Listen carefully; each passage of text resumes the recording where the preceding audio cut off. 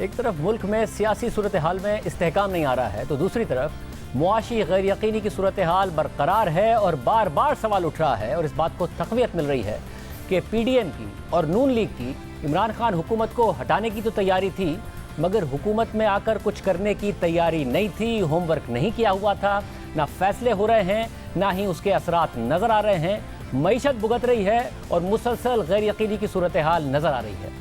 वज़ीर ख़जाना मिफ्ता इस्माइल हर रोज़ ही यकीन दहानी कराते हैं और फिर भी रुपया हर रोज़ ही गिरता है और आज गिर कर डॉलर के मुकाबले में रुपया 240 पर बंद हुआ है। और स्टेट बैंक के जारी करदा दादोशुमार के मुताबिक स्टेट बैंक के ज़रिए मुबादले के ज़खायर में मज़ीद $750 मिलियन यानी 75 करोड़ डॉलर्स की कमी आ गई है और वो 9.3 अरब डॉलर से भी मज़ीद गिरकर एक हफ्ते के अंदर महज 8.5 अरब डॉलर्स रह गए हैं। और मार्केट में गैर यकीनी है कि रुपया आखिर जाएगा कहाँ। इस महीने रुपया डॉलर के मुकाबले में 35 रुपये गिर चुका है। रुपये की कदर शहबाज शरीफ की 3.5 माह की हुकूमत में डॉलर के मुकाबले में 58 रुपये गिर चुकी है। इस खित्ते में श्रीलंका के बाद पाकिस्तान सबसे ज़्यादा गिरने वाली करेंसी है। पाकिस्तानी रुपया इस साल पूरी दुनिया में बुरी तरह गिरने वाली करेंसियों के साथ खड़ा हो गया है। इससे मजीद महंगाई का तूफान आएगा और बैनुल-अक़वामी मार्केट में तेल की कीमतें गिरने का मजीद फ़ायदा भी आवाम को नहीं होगा, क्योंकि 15 जुलाई को जब तेल की कीमतों में कमी हुई तो डॉलर रुपए के मुकाबले में 211 रुपए का था, अब 240 रुपए का है। अगर डॉलर 211 रुपए का ही रहता तो आवाम को मजीद रिलीफ मिल सकता था, मगर अब मजीद इजाफा भुगतना पड़ सकता है। IMF से मुआहदे के तहत पेट्रोलियम डेवलपमेंट लेवी में इजाफा अलग होना है। दूसरी तरफ नेप्रा ने बिजली की कीमतों में 7 रुपये 91 पैसे का इजाफा 200 रुपये के डॉलर पर किया था, अब डॉलर 240 का है तो मजीद इजाफा होगा, आवाम पर मजीद बोझ पड़ेगा। फ्यूल प्राइस एडजस्टमेंट की मद में मजीद इजाफे का बोझ अलग होगा, यानी हर तरफ से अवाम महंगाई के मजीद बोझ में पिस कर रह जाएंगे। पहले ही जून में महंगाई 21% की बुलंद सतह पर आई है और मूडीज़ और फिच के बाद आज रेटिंग एजेंसी S&P ने भी पाकिस्तान का रेटिंग आउटलुक मुस्तहकम से मनफी कर दिया है और इसकी बड़ी वजह पाकिस्तान की बैरूनी अदायगियों को लाहक खतरात को बताया है। पाकिस्तान के पास ज़र मुबादला के ज़खायर नहीं हैं और मतलूबा बैरूनी फंडिंग का इंतज़ाम भी नहीं है। हालांकि वज़ीर ख़जाना मिफ्ता इस्माइल बार बार यकीन दहानी करा रहे हैं कि इंतज़ाम हो गया है। गवर्नर स्टेट बैंक ने भी फाइनेंशियल टाइम्स को इंटरव्यू में कहा है कि बैरूनी खतरात को बढ़ा चढ़ाकर पेश किया जा रहा है। उनका कहना है कि पाकिस्तान को अगले साल 34 अरब डॉलर्स दरकार है, मगर 35 अरब डॉलर्स का इंतजाम है और IMF प्रोग्राम में होते हुए खतरात नहीं हैं।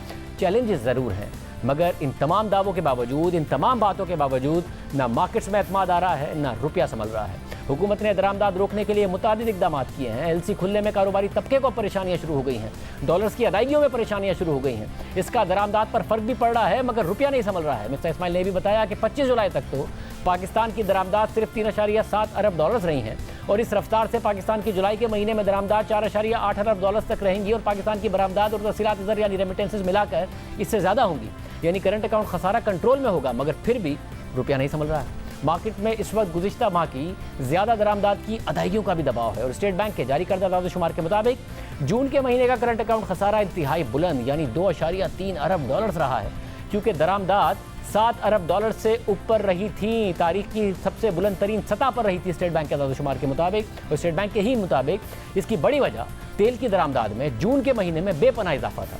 मई में तेल का दरामदी बिल 1.4 अरब डॉलर था, जून के महीने में 2.9 अरब डॉलर से तेल की दरामदाद हुई, यानी दुगने से भी ज़्यादा ऑयल इंपोर्ट बिल रहा। स्टेट बैंक के मुताबिक जुलाई के महीने में अभी तक तेल की दरामदाद में कमी आई है और खसारे में कमी का सिलसिला जारी रहेगा। अब एक दिलचस्प सूरत हाल है कि जून की दरामदाद में तेल की दरामदाद ज़्यादा है, हालांकि हुकूमती इक़दाम के बावजूद दरामदाद 7 अरब डॉलर्स क्यों रही हैं, ये सवाल उठ रहा है, क्योंकि ऑयल इंपोर्ट बिल में 33% का इजाफा कैसे हो सकता है, क्योंकि लोकल मार्केट में पेट्रोल और डीजल की कीमतों में इजाफे के बाद मुल्क में पेट्रोल की खपत में जून के महीने में 10% और हाई स्पीड डीजल की खपत में 8% की कमी आई। तो सवाल उठा कि जब आवाम ने महंगा होने के बाद पेट्रोल और डीजल कम खरीदा तो दरामदाद क्यों 33% से बढ़ गई। तो वज़ीर ख़जाना मिफ्ता इस्माइल ने बताया कि तेल बेचने वाली कंपनियों ने ज़्यादा तेल मंगवाकर ज़ख़ीरा कर लिया, यहाँ तक कि पाकिस्तान में तेल का स्टॉक 60 दिन की इन्वेंट्री पर पहुँच गया और अब जुलाई में तेल की दरामद में कमी आ रही। 18 दिन के अंदर सिर्फ $700 मिलियन की इंपोर्ट हुई है तेल की, क्योंकि एक ज़माने में हम डीजल पे डिस्काउंट दे रहे थे, सब्सिडी पे बेच रहे थे, तो लोग 70-70 रुपए का डिस्काउंट दे रहे थे तो लोग उन्होंने काफ़ी होल्ड कर लिया, काफ़ी जमा कर लिया, ज़ख़ीरा कर लिया, रख लिया। डीलर्स ने, पेट्रोल पंपों ने, दीगर लोगों ने लाख लाख गैलन तक रखा हुआ था।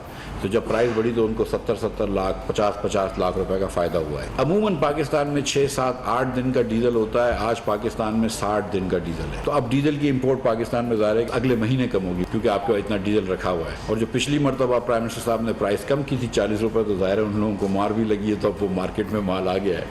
पाकिस्तान का पूरे माली साल का करंट अकाउंट खसारा 17.4 अरब डॉलर्स रहा है, जो तारीख का दूसरा बुलंद तरीन खसारा है। और हुकूमत उसे कम करने के जो इकदाम कर रही है उस पर इंडस्ट्री भी शिकायत कर रही है। और जिन्होंने गाड़ियां बुक कराई हैं उन्हें 100% रकम सूद के साथ वापस करने की ऑटो इंडस्ट्री ऑफर कर रही है, वरना गाड़ियों की डिलीवरी में मजीद ताखीर का इंदिया दे रही है। ऑटो इंडस्ट्री को शिकायत है कि दरामदात पर सख्ती और गिरते हुए रुपए की वजह से उन्हें काम करने में मुश्किलात है। दीगर इंडस्ट्री भी कह रही है कि खाम माल दरामद न होने की वजह से बेरोजगारी भी होगी और नुकसान भी होगा। आप समझ रहे हैं कि हम इंपोर्ट का बिल कम करने के लिए हम जो है ना रॉ मटेरियल को और सारी इंपोर्ट्स को रोक रहे हैं। ये एक्चुअली अगले आने वाले दिनों में नेगेटिव साबित होगा। वो इस तरह से कि जब ये रॉ मटेरियल्स रुक जाएंगे, स्पेयर पार्ट्स रुक जाएंगे, मशीनरी जो आ रही है उसको आपने रोक देंगे, तो आपकी प्रोग्रेस रुक जाएगी, आपकी प्रोडक्शन रुक जाएगी, आपका जो एक्सपोर्ट जो है वो प्रॉब्लम में आ जाएगा। इस पॉलिसी को देखना चाहिए कि हमने प्रायोरिटी किसको देनी है। सबसे पहली प्रायोरिटी हमारी इंडस्ट्री को चलाने के लिए है, हमारी ट्रेड को चलाने के लिए है, इन्फ्लेशन को कम करने के लिए है, महंगाई को कम करने के लिए। उस पॉलिसी की तरफ हम कहते हैं कि गवर्नमेंट को जाना चाहिए। और हम इसके अंदर हम ये नहीं कहते कि लग्जरी आइटम्स को आप खोल दें।